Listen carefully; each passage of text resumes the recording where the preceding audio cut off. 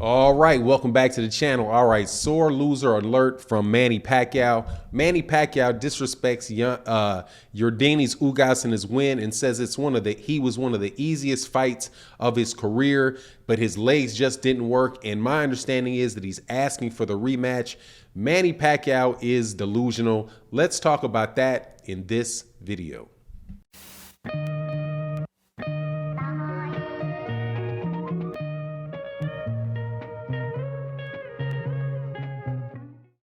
All right, welcome back to the channel, man. Manny Pacquiao is a very, accomplished fighter. He deserves a lot of accolades as one of the best fighters of this century.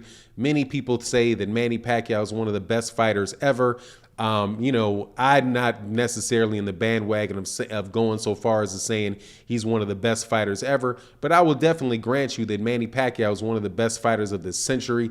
He's had excellent fights at all kind of different weight classes. He's a difficult fight for everybody.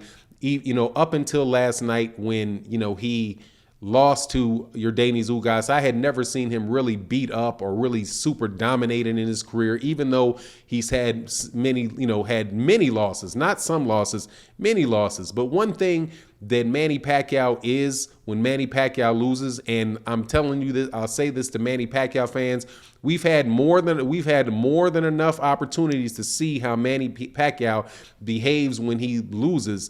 And how he behaves is a bit like a spoiled child, and that just can't accept that the man lost and that he lost fair and square and that there was nothing, and that's just what it is. Now, the flip side of it is that he always wants a rematch, and he's, with the exception of Jeff Horn, that he wants to, and even with Jeff Horn, he wanted the rematch. It's a good thing that he wants to go back and run it back. But, the reasoning for him having lost is just, it's over the top, man, with these different people. Like with Jeff Horn, he was just flat out robbed. He should have got the fight. Many people sided with him on that and said, yeah, okay. Floyd Mayweather Jr., he loses to, Tim Bradley, he got robbed. With Floyd Mayweather Jr., he had a sore shoulder, and then messed him up in the fight that prevented him from really letting go with his, I think it might have been with his right hand, but regardless, you get my point. He had the shoulder injury with that. And now at 42 years old, he's saying that he has an issue with his legs, and that it was his legs cramping was the reason why he wasn't able, to beat Yordenis Ugas. And to me, it's like, that is very, very disrespectful to Yordenis Ugas, man, because Yordenis Ugas was an underdog in that fight. He was a big underdog in that fight, and he overcame those obstacles, and he deserves to get the credit that he deserves. It's like almost nobody that beats Manny Pacquiao ever gets credit for beating Manny Pacquiao, because there's always some reason that people give Manny Pacquiao for having lost, instead of just saying, hey, man, the better fighter won. I mean, even if you look back on the Tim Bradley fight, it was like Tim Bradley was almost shamed for having beaten Manny Pacquiao, and people were talking about how big a blowout of the fight, how big a blowout the fight actually was for Manny Pacquiao, and Manny Pacquiao fed into that, and I think Tim Bradley fed into that, and Tim Bradley was treated, and I think he might even said at one point in time that beating Manny Pacquiao wound up being the worst moment of his career, because he had never been attacked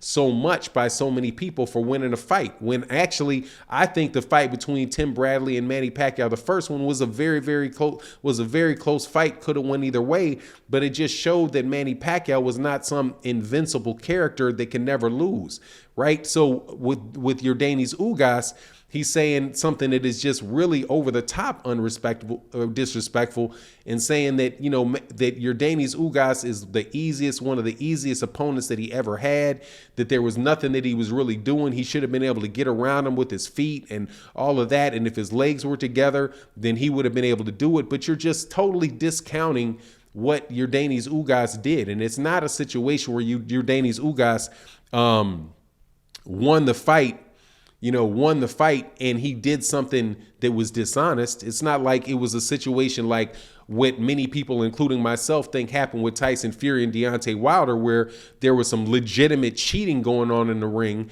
and, somebody lost as a result of something that was unfair in the boxing world. This is somebody that lost because he's 42 years old and he's now just, you're way past your prime.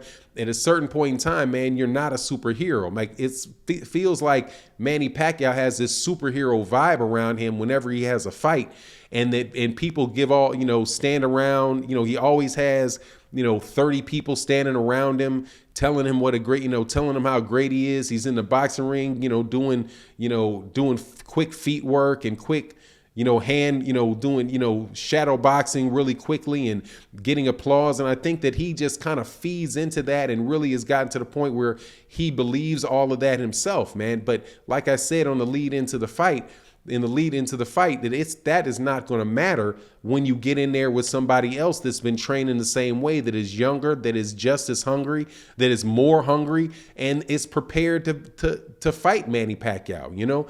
Manny Pacquiao doesn't want to give the credit to the fact that Yordenis Ugas understood and knew exactly what Manny Pacquiao was going to be doing pretty much every step of the way through that fight, and he could predict it. He didn't have to be overly complicated with it. He didn't have to move excessively. What he did was exactly what he was supposed to do, and that is not give Manny Pacquiao a chance to get a flash knockdown. He didn't give Manny Pacquiao an opportunity to run his fists right when there was an exchange. Yordenis Ugas involved himself in the exchange, and he finished the exchange, right? Where Manny Pacquiao would kind of come in with that bull rush and throw like 3 punches. Yordenis Ugas would move with it, but at the end of it, Yordenis Ugas would come back with 3 and 4 punches so that the judges could see that was an equal exchange.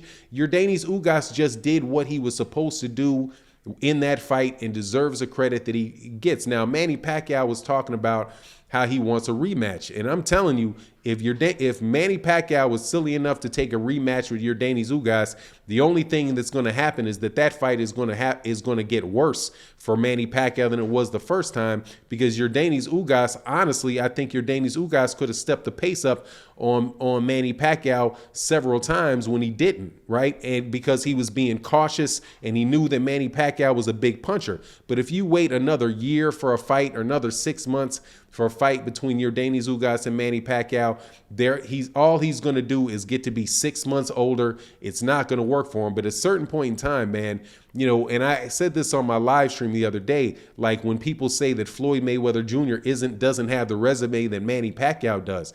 It's like, does anybody ever get any credit for beating Manny Pacquiao, right? If Manny Pacquiao beats Oscar De La Hoya, and Oscar De La Hoya was coming down in weight, right, was past his prime, but Manny Pacquiao got full credit for beating Oscar De La Hoya, got full credit for beating Shane Mosley past his prime, got full credit for beating everybody that he's ever beaten, but nobody ever seems to get full credit for Manny Pacquiao when he beats him, because Manny Pacquiao's always coming up with some other reason. But this particular thing with calling for a rematch with the guy, I mean, if he wants a rematch, that's fine. But to call him his easiest opponent, I think is really over the top. But anyway, that's my take on the matter. You let me know what you think in the comment section. And with that, I'm out. Peace.